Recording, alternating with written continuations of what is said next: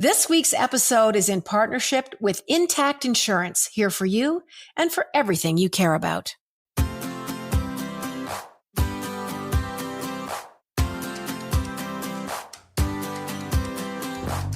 Hello and welcome to the Jann Arden podcast, our third installment of very special episodes that we are doing for you this summer. These are our best of. We've had so many amazing interviews with people over the last couple of years that we thought it was about time we reminded you about them and just took a brief pause ourselves to reboot. And yes, folks, get ready for season 2. Today, amazing actors, Elisha Cuthbert. What a Canadian success story she is. And she's a Calgary girl. The Girl Next Door. I mean, I could name a million movies that she's been in. She'll tell you all about it. She is such a nice person. I had a chance to work with her on the Jann Show. She's with us today. Dani Kind. I also had a chance to work with her on Workin' Moms. She plays the incomparable Anne. And she really is this fiery redhead. She's in Winona Earp. She has really launched herself into a whole new stratosphere with the work that she's done in Canadian comedy in the last couple of years. Meredith McNeill, Baroness von Sketch. I don't even need to say anymore. Some of the most hilarious sketch comedy this country has ever produced. She's with us today. And my friend Zoie Palmer is with us today. You will know her from Lost Girls, and she played my sister in the Jann Show. She was also in Dark Matter. She's done loads of movies. She is not only funny, but she's charismatic. She's a mom. She's a philanthropist. She does it all. And she grows a mean strawberry. We're going to hear from her today as well. Don't go away. You're not going to want to miss amazing actors on today's special episode of the Jann Arden podcast. Zoie Palmer plays Max, my lovingly frustrated sister on the Jann Show. Season 3 starts September 27th at 8 p.m. Eastern Standard Time on CTV. Well, we hope you'll join us. Zoie, I'm just going to welcome you again because we have no idea what we recorded in the last segment. It could just be dead air. We don't know. Sure. Well, thank you for having me. I'm thrilled to be here. Okay, first of all, I want to say, because of the internet, we all saw you take this beautiful trip to Ireland to visit your family. Oh, yeah. Can you just tell us a little bit about that? Because we're quite jealous. Well, yeah, my whole family lives there for the most part. Some of them are in England, but I don't have much family here really, except for my sister and my dad when he's not traveling. He has another place in Spain, which he spends half of the year. So it's just my sister and I. So we went to Ireland to go see my family, and my mom was a family of 7 sisters and a brother, and then they all had kids. And then we have 7,000 cousins over there. So we went and we did, we climbed mountains and we kayaked in caves and we rode horses on the beach. And it was like amazing. The cave kayaking freaked me out. Also, that beach, that horseback ride, the horse that you were on with that black and white face, if you get a chance to go to Zoie Palmer. No, what's your where am I going? Sorry, I want people to go to Instagram. I know I made. Oh!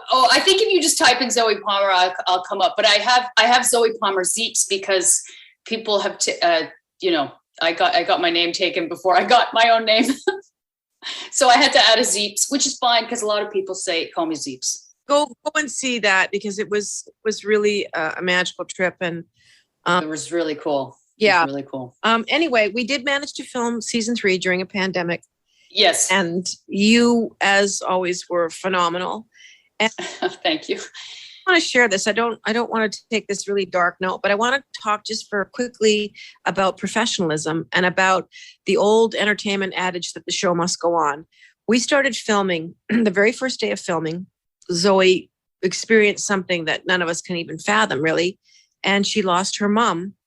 Her mom passed away from cancer. It was quite a quick illness, actually. She didn't last very long. You were able to see her in Ireland. You came back, hoping to go back because we had planned our schedule we tried to get you in and out of filming as quickly as possible. But on the very first day of filming, your mom passed away and you were faced with performing. And I don't even know how you did it, but that was how we started.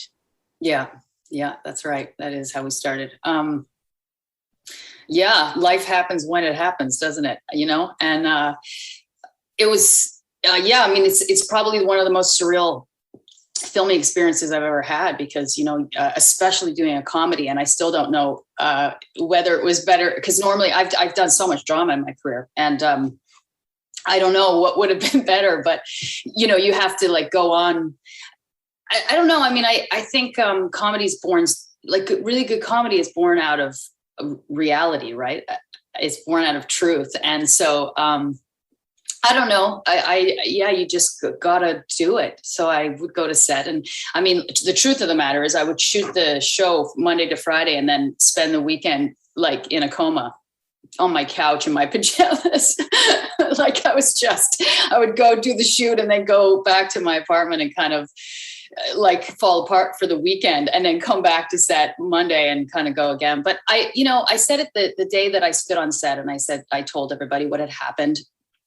There really was no other place I would have rather been than shooting the show, because because I couldn't be in Ireland because we were filming, then the only other place that made any sense to me was to be with you guys and shoot the show and be surrounded by a ton of support and laughter and love and connection. And so in a way, if it had to happen like that, then there was absolutely a silver lining to some degree. Yeah. Well, we've spoken, a couple of times since the show finished shooting, which was kind of the first week of April. I guess we were all wrapped up. But you were so funny. I said to Zoie, I'm seeing a lot of the shots now because we were doing editing, and you were so funny, Zoie. Like there was just it's such a funny, quirky, nutty season, and you said to me, I have no idea what I did. I don't.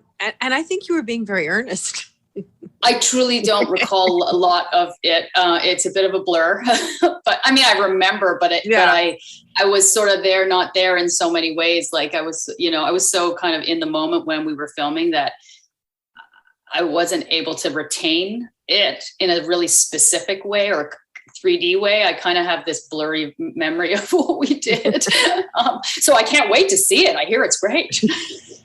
How do you feel about, just season 3? I mean, it's exciting being able to come back and do these episodes with a group of people that we all know each other so well now. And you really do feel like it's a family. I think that's right. People are in for so many great surprises this season. Do you have any favorite moments?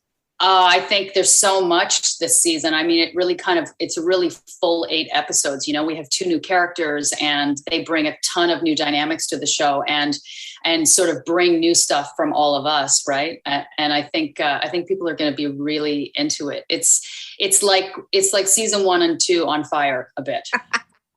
It does feel that way. It's every season has its own personality. You could speak to that much easier than any of us can because of your work on episodic, the Lost Girls, for example. Sure. You did 5 seasons, Dark Matter 3 seasons. So you have a real sense of how that feels. But it's to me, it's like, hey, the band's getting back together. That's what it feels like to me. Yeah. Yeah, it's like war buddies almost. You like when you're on a show with people, it's like you're just immersed in that world, and everything else kind of disappears while you're filming, right? And you really do you go through highs and lows with each other, wins and losses, and it's such an interesting business that way, because then you leave and you're like, talk to you never, bye, because everyone flies back to their world. But I love to be on series for that reason. I love the community of it a lot. What have you been doing with yourself? Sort of, I mean, I know that you had a bit of a move this year and just lots going on. I mean, you're endlessly busy. How is it work-wise? Like, how is it looking out there in the city of Toronto for auditioning and things? I mean, it's great. I really needed to take some downtime, which is kind of what I did. I really felt like I had traveled from mid-December. I was gone for almost 4 months in total, like by the time.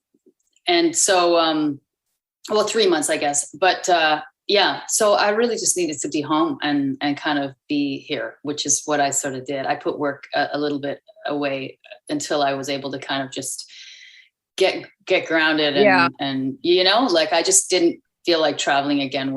It wasn't until I went to Ireland, where I kind of needed to go back there first. Well, you've turned into quite the gardener. I have. You should see my dahlias.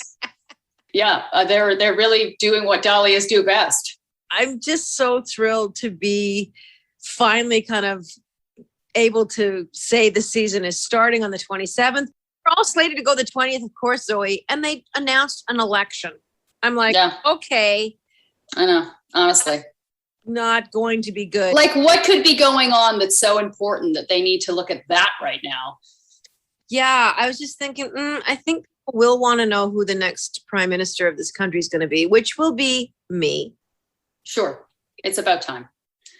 You've written a book, you've written songs, you've done a TV show. I mean, it's kind of the obvious next step. I know how to say sit down in French. Oh God, well, say no more. Yes. Isn't it asseyez-vous? No. What did I say? Asseyez-vous. Yes, that's the one. Yeah. No, I don't speak any French. I can say ouf and jambon. Yeah. You are absolutely a star and you make the show so special. Thank you. Congratulations on season 3. Let's hope for season 4. You're listening to the Jann Arden podcast. We'll be right back. Being on tour and on TV, writing books and recording and looking after my dog and trying to do my laundry and running errands and man, sometimes life feels like it just never ends. But I'm not complaining to any of you guys because I know you're just as busy as me, if not more so. We all deserve a medal. They could give it out each weekend after we successfully get through another week. Luckily, my pals at Intact Insurance are on the case. When you need to make an insurance claim, they guarantee that within 30 minutes, 1/2 of an hour of answering your call, one of their representatives will start your claim. And that's pretty great. Find out more at intact.ca/claims. Welcome back. Elisha Cuthbert is here. Oh my God. I just have to quickly tell the story.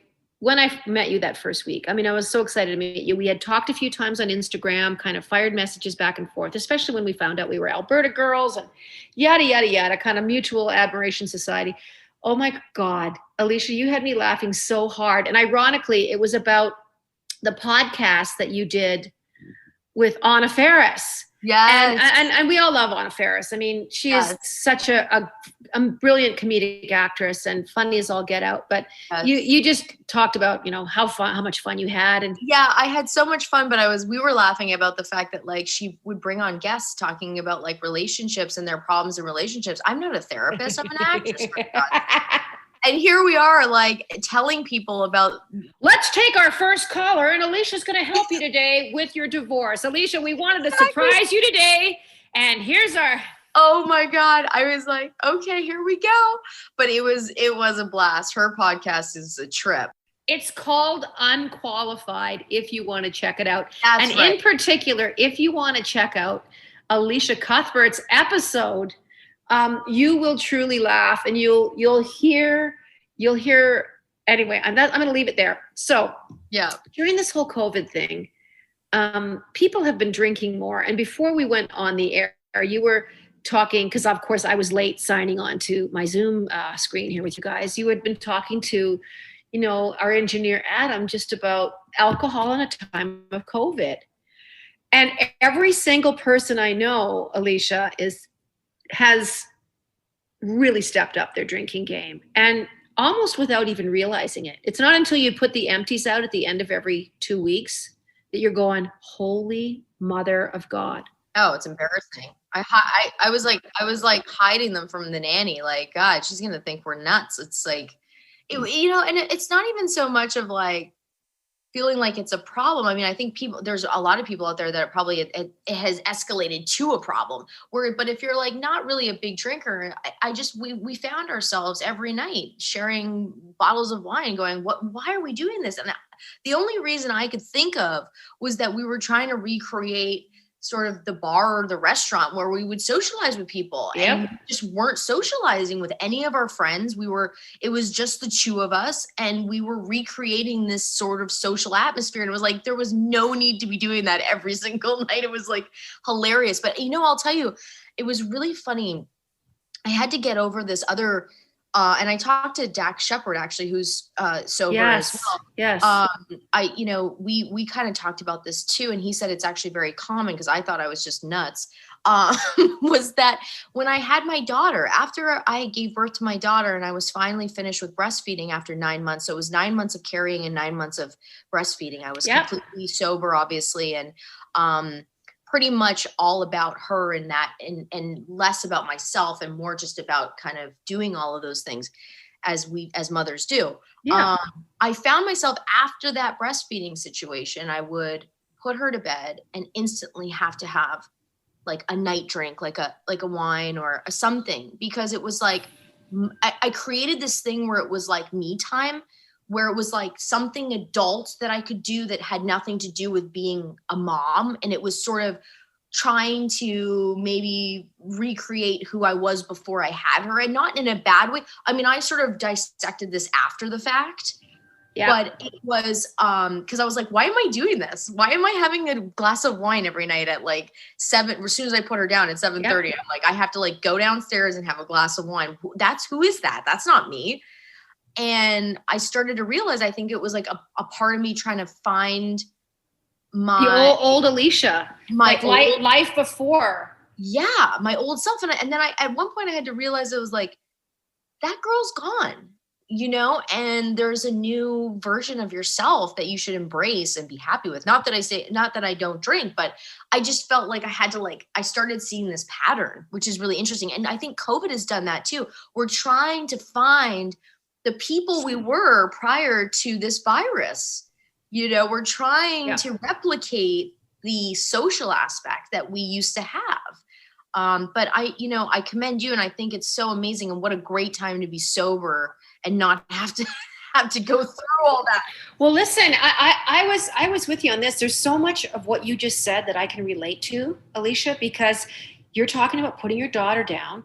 Well, I never had the opportunity to be a mom. It'll be like one of those regretful things probably till the day I die. It's just the way it turned out. Yeah. How I didn't get pregnant in my 20s is a whole other set of circumstances. However, that's not what happened. But anyways, when I was looking after mom with memory loss, the Alzheimer's, especially in those last few years, I had help, but I took mom every day that I wasn't on the road from 4 till 8.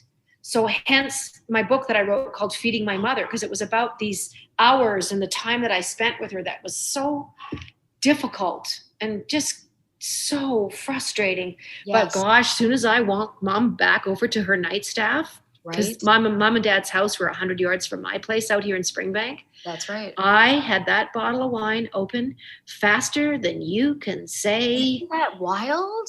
And I, as I'm pouring the last drops of the bottle into the glass, and then my mind has kicked into this place already. I'm going to open another bottle.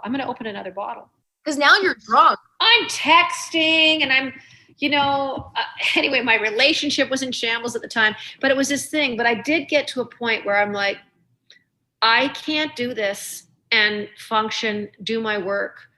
And I kind of just recognized it. But my thing was like a way bigger problem than you and Dion will ever face in your lives. Like, I had abused alcohol my entire life, but I've been sober now almost 5 years. Amazing. And I can't believe how less inhibited I am, how more open I am with my feelings, I always thought, alcohol, give me a little bit of, it'll, grease me up. And it didn't. It made me not authentic. And I don't know about you, but if you drink like 3 glasses of wine, does it wake you up at 3 o'clock in the morning? No, I get to sleep. Good for you. Did it wake you up? Always. But I never have a good sleep. I never have a real restful sleep. I end up, if I drink 3 glasses of wine, I will wake up 1 dehydrated with a headache, but 2 through the night will grind my teeth. I will definitely grind my teeth, or I will be clenching my jaw. I just do not sleep well. There's no way I'm sleeping well. And I haven't, I haven't drank in the last like month, and good for you. I just feel so much better. I'm getting so much more. And it's funny, it wasn't even really, I don't personally believe I was really abusing it, but it was enough that it was like, you just hit pause. You wake up a little groggy. My workouts were like painful because I was like, I'm like a little bit I'm a little hungover. This is just I wasn't doing things great. You know what I mean? I was just doing them. But now I'm like really feeling good. You know? Well, I think hitting the pause button through COVID is helpful for all of us. I think I was talking before we went to air that there are all these statistics with alcohol companies, beer companies, wine companies. They were worried there for a little while about actually having wine shortages. There's only so many seasons of wine. And I know we walk into liquor stores and we're seeing, there's a never ending supply of wine. Well, actually, folks, there really isn't a never ending supply of wines because most vineyards only make so many bottles. They've only got so many plants. But anyway, it's something, here's the statistic. It's kind of staggering. It's gone up by 170%. I believe that. Kind of across the board with I guess they call it domestic recreational sales, like not restaurants, because obviously they're not open, but for home. Yeah. And if you talk to any of my friends, we're all in the same boat. We were all doing the same thing. And how about the drinking and the FaceTime? Because we can't get together. So we're having glasses of wine with FaceTime. I'm like talking to my girlfriend who lives down the street with a glass of wine in my hand with an iPad. And she's down the street. Doing the same thing, talking to me. And she's down the street. Yeah. Oh, yeah. Oh, it's madness. Oh my God. The phone came out when I was drinking and when I was in that peak spot. Some of the conversations I had with people, I'd be like, the next day, sometimes I'd be like, where did that go? Elisha Cuthbert, you are I love you. You're such a funny, talented, good-hearted, kind person, and you deserve every ounce of success, every accolade. You are a wonderful actor. Can't wait to see what you're doing. And this is the great thing. You're 7 years old? 38. 38. Okay. She doesn't even lie about her age. 38 years old, and I feel like you are just getting started. Oh my gosh, thank you. And you are such a mentor to me and have been for a long time. So I adore you and thank you for being a part of my life. You're stuck with me now. Oh yeah, we're stuck. You're listening to me and Elisha, and we're saying goodbye now. So toodly-doo. Not to freak you out, but things go wrong all the time. Accidents, flooding, fires, it's life. Crap happens. That kind of stuff can be hard to control. But what you can do something about is how you deal with it. For me, the trick to avoiding getting overwhelmed is having a plan. This is one of the reasons why I've partnered up with Intact Insurance, who know exactly where to start when something goes wrong. They're here to help and talk you through every step. First step, check out their great claims hub at intact.ca/claims to see how they can help you make the best out of a bad situation. Welcome back to the Jann Arden Show. I'm sitting here with such a dear friend of mine and an unbelievably talented actor and writer and mother. And you've got the greatest sister too. I love your sister, Sherry. I've had the opportunity to meet her and I love your relationship with her. I'm obsessed with her. Well, you guys are, I think, what sisters in my mind look like, because I have two brothers. And they're great. I love my brothers. But, whenever I talk to other women about having sisters, there's such an incredible bond. Yeah, I think it's a lot of our upbringing too. There was stuff that we went through together and that sort of solidified us as like a united front. And even the past 2 years being separated, I can see it with my boys. I can see them and going through a divorce, their parents getting divorced, and then going through a pandemic. It's like they're the constant for each other, and they want to devour each other like all the time. It was like, please God, let them like each other, and they love each other, which is huge. Do you find that with your girls, Adam? Like Adam's got two little girls, And they must be pretty tight, hey? Sometimes they're BFFs, and other times they're killing each other. Oh yeah, mine kick the crap out of each other. 100%. Yeah. My older brother used to hold me down and either dangle a string of spit, like just inches over my head. I mean, you just do things like that. But he was also the guy on the bus. You know, we took a bus to school, the old yellow school bus, because we had a 45-minute drive to a rural school. He'd be the first guy to intervene if anyone was bugging me or if things were going sideways. He just would be this darkening door kind of guy going, leave my sister alone. But he would be able to like fart on me at home and, you know, punch my arm or, you know, poke that finger in your temple kind of. But yes, I sisters amaze me. And that's sort of a neat segue into your show, because the Working Moms franchise has been such a Canadian success story and a sex story, a Canadian sex story. And watching you guys grow your audience and grow these characters over these past 5 seasons has been really amazing. I've had people ask me, like, what do you want me to ask Dani? And they wanted me to ask you how you got involved with the show, or what the audition process was like, or where was your humble beginnings with Working Moms? It went through a couple different casting directors in the city. So the first round, I got an audition, and I did not do a good job. And then it switched to a new casting agent, and then I couldn't get an audition for it. So then I pushed and pushed and pushed, and was just like, let me just make a tape and we'll send it in and they'll watch it. If the work is good, they'll watch it. Yeah. And they ended up watching it, but Catherine was so pregnant. She was about to give birth any minute. So she was here casting, but she just flew back to LA. And then, so I just missed her for the callbacks. So we had to do it over Zoom. And I mean, this is pre-pandemic. It was like, this is pre-pandemic Zoom. The weirdest. I mean, it wasn't Zoom, it was Skype. So it was like choppy and weird. Yeah. And it was her and Phil and someone else in a room. And were you reading stuff from this first season? Yeah, I think it was the scene where she tells me, like, come on, dude, just say it. And we get in a bit of a fight, and then it comes out that I'm pregnant. And I say, yeah, I'm thrilled about it, or whatever, something like that. We get in a fight. But, you know, I remember I was super stressed. I was so sweaty, and she laughed, which I was like, thank God she laughed. And she gave me some notes and redirected me. And then my agent called me like a couple weeks after that and told me, and I just screamed. I just screamed and screamed. I couldn't believe, and I never thought we would go this long. Like 5 seasons is. Well, there's rumor that there's another one coming down the pike. So, I mean, I'm crossing my fingers, but boy, these characters have gone from 0 to 300 over this past 5 seasons, especially. I'm really excited because I'm 2 episodes behind now in season 5. Because I've been, you know, working, and I haven't been able to like tune in on Tuesdays and do my thing. But how has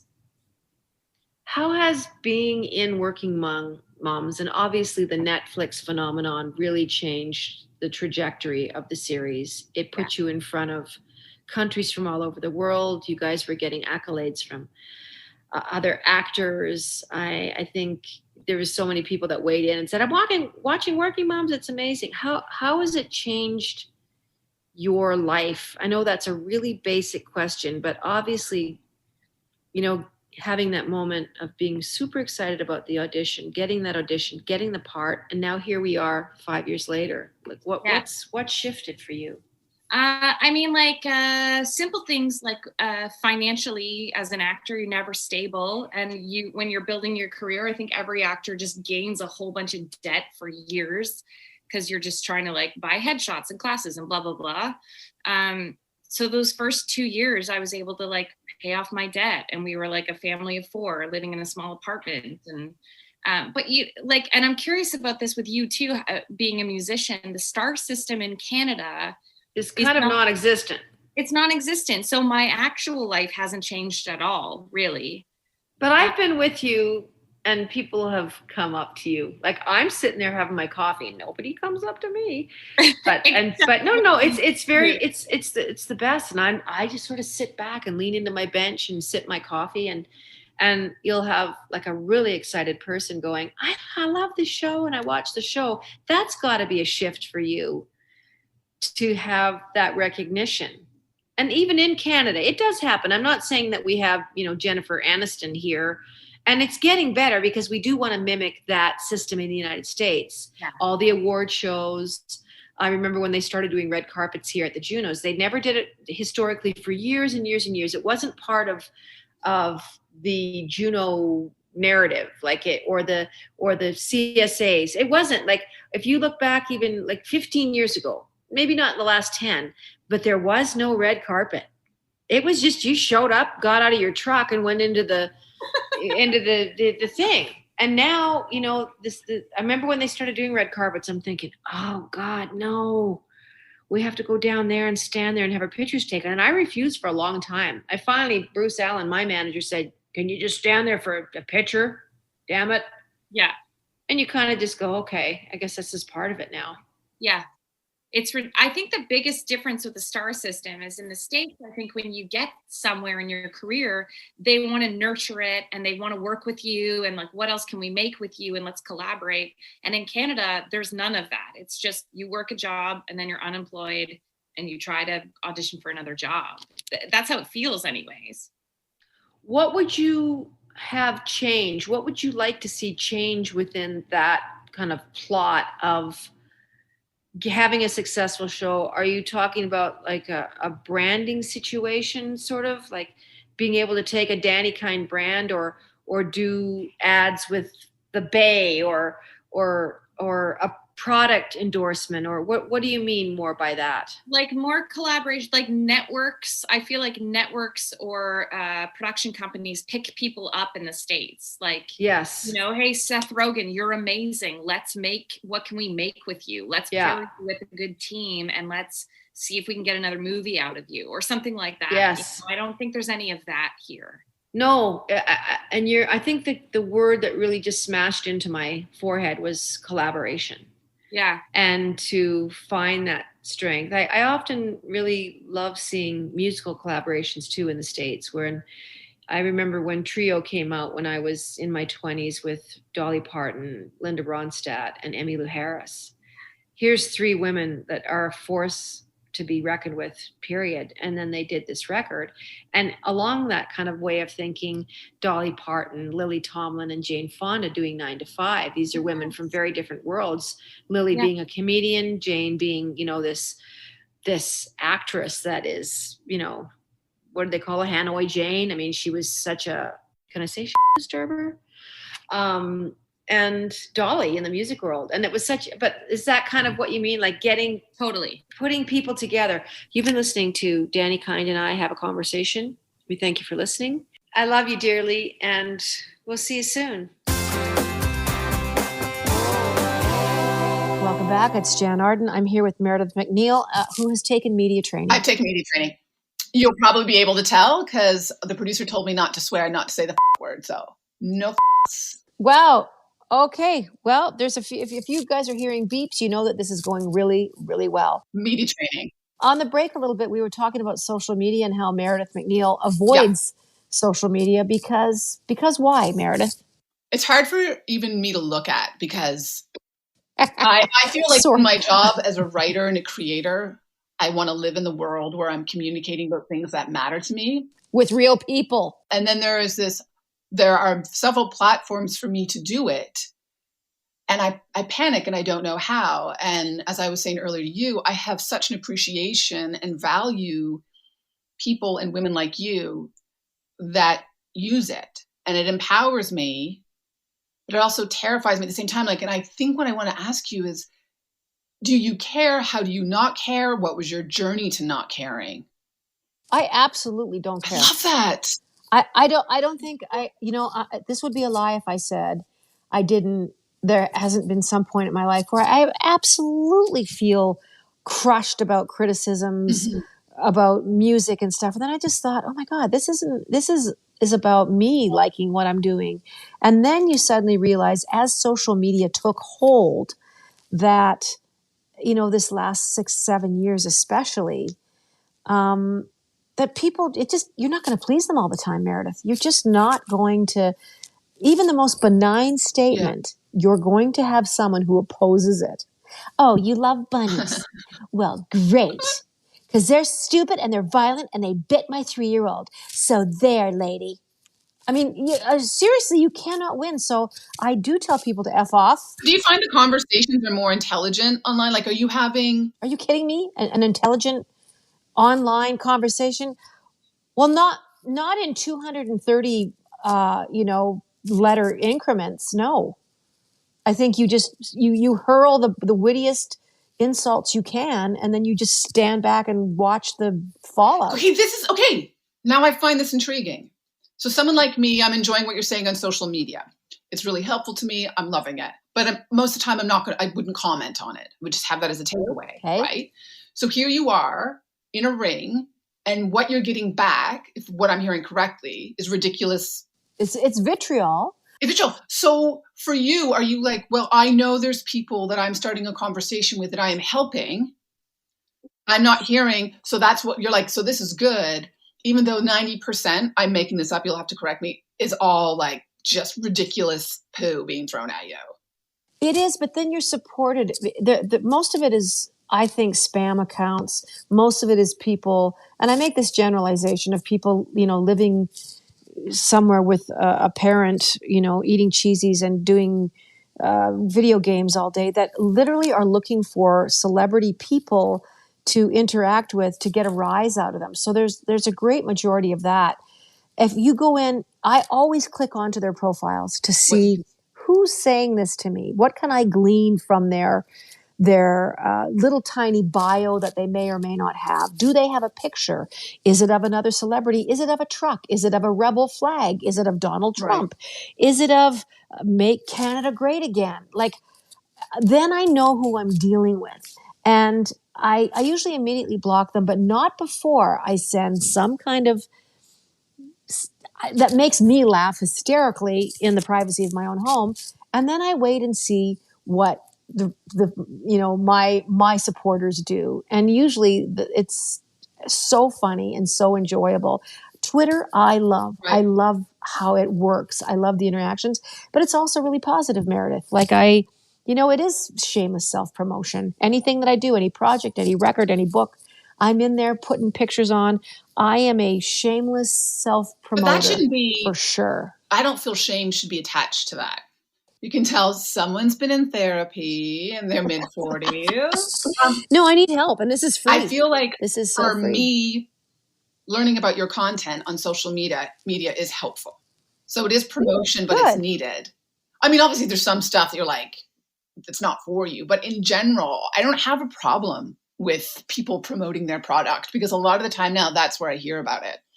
And I don't think people should be embarrassed by it. Just like, it is what it is. It is what it is. And it's here to stay. And I think, it's all about the freedom to say what you want without, how can I say this? I mean, it can't be hate speech. I don't think, Caitlin, you can correct me here. Donald Trump still hasn't been reinstated in Twitter. And what's her name? Ms. Green from the Republican Party has just also had her Twitter account removed permanently. But Donald Trump cannot interact on Twitter. The guy, Twitter was his balls. Literally. I know when that platform got taken away, I felt the world was breathing easier. I felt a general consensus of like, things are going to be okay. My thread for 4 years was that guy. Anyway, I want to ask you this. This is a little bit of a sidebar, right turn here, no pun intended. How do you feel about the Canadian star system? I know it's got to be a question you've been asked before. Baroness could not have been a bigger show. Mm-hmm. I mean, you went international, you went into the United States. Mm-hmm. And I mean, I still don't feel like we appreciate making stars out of our own people here. Yeah, I don't even think it exists. Like, I wouldn't even know how that would happen here. I don't understand. Why? I don't know. I mean, it's weird because if you remove the word star from it, so if you just say, "Oh, I celebrate this person's achievements in Canada," just take away, Ugh. that is even a struggle. And to be honest with you, I don't really know. I mean, I can get into how a show is sold internationally and how some countries you can only own this release date and protect the social media footage, and the difference of like when we sold to the States and what happened to our footage on Facebook when you couldn't share it. Like, there's that. But on that level, Jann, like is there, like, besides you and I mean, is there any stars in Canada recently? And what are your thoughts on it? Because I think in a way it would only be helpful to all industries if we celebrated their artists for what they can do and bring in financial aid and platforms where we can hire more people. So it's a really strange thing where we don't. I don't know. What do you think? Like, and you can be on top of your game and you're like, oh, I just don't work anymore. I don't know. I'm not sure. It feels like to me that you have to go away to be famous. I mean, you look at someone like Ryan Reynolds, whom I love, and I love his wife and I love everything he does, but it feels like he had to go away, become very famous in the United States, and then all of a sudden in Canada, we're like, hey, he's Canadian. Mhm. We do that with Keanu Reeves. We do that with Ryan Gosling, I believe, is a Canadian guy. And there's all these famous Canadians, but they live in New York or they live in LA now, but they were from here or they slept with someone who was Canadian. Very important to do that. So I think if you were to sleep with Ryan Reynolds, then we'd have. Well, I'm single, so I could and do it, not hurt anyone, except his wife. That would be. Yeah. Okay. We in this last minute, I feel so. Can we not bring Meredith back for? Can we? And also another. Yeah, let's bring me back, and then let's fly out and hang out. Yes, we can do it live somewhere. I want to ask you. This is really random. Now we always talk about food on this show, and I want to know in 40 seconds or less what did you have for lunch in your lunchbox in junior high? Oh, we had to walk home. We walked home.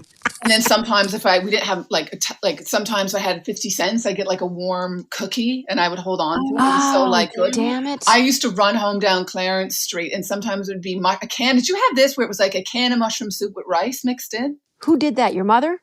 Dad. Your dad, and he mixed the rice in with, I got to. Well, he would come home from work. So he worked down the road and my mom worked at the hospital. Meredith McNeill. Maybe we need to do bonus material with Meredith. Anyway, Jann Arden podcast. Thank you so much. Adam, Caitlin, Meredith, me. Adore you. Thank you. 4 people can't be wrong. Thanks for being with us. And we'll see you soon. Toodly-doo.